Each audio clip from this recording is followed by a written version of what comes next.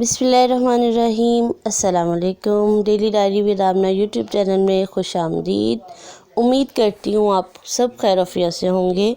जी तो आज बहुत ही मज़ेदार, बहुत ही झटपट में तैयार होने वाला आपके साथ बीफ पुलाव की रेसिपी शेयर करने वाली हूँ, जो कि बहुत झटपट में तैयार हो जाएगा। अचानक गेस्ट आएँ तो आप अचानक से इस रेसिपी को ट्राई करें और मज़े से खाएँ। जी तो हम स्टार्ट करते हैं। सबसे पहले मैंने यहाँ बीफ लिया है 1 kg।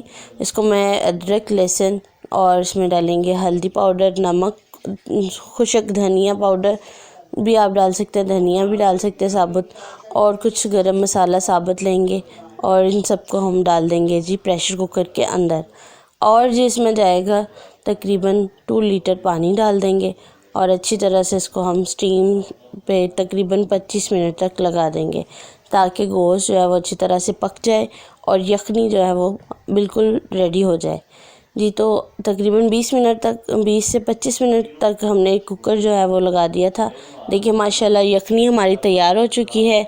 अब हम जी देखिए माशाल्लाह बिल्कुल गोश्त जो है वो गल चुका है, हड्डी अलग हो चुकी है। अब हम लेंगे जी एक प्यारा सा पतीला, उसके अंदर हम डाल देंगे जी ऑयल तकरीबन हमने लिया है 1 कप, और इसमें जाएगा जी प्याज तकरीबन दरमियाना मैंने लिया है, दरमियाने साइज़ का 1 अदद कटा हुआ प्याज लिया है।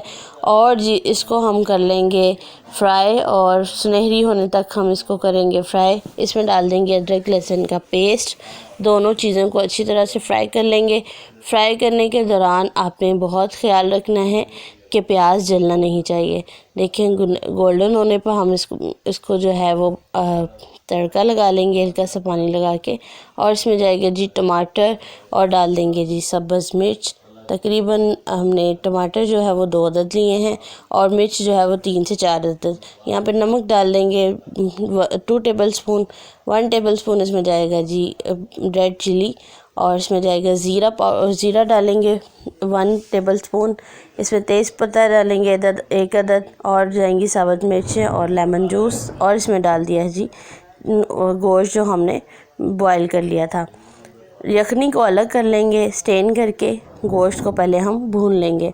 गोश्त की भुनाई करने के दौरान अच्छी तरह से जब भुन जाए, मसाला अलग नज़र आना शुरू हो जाएगा, तो इसके अंदर हम यखनी डाल देंगे।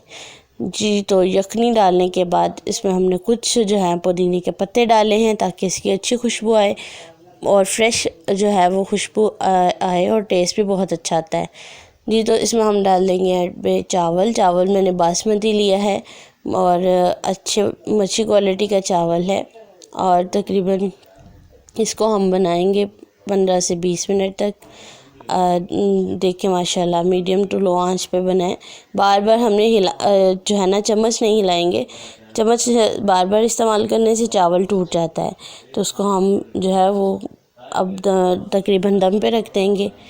5 से 10 मिनट तक दम पे रखेंगे। देखिए माशाल्लाह जी तो हमारा बीफ पुलाव बिल्कुल तैयार है, गर्मा गर्म बीफ पुलाव।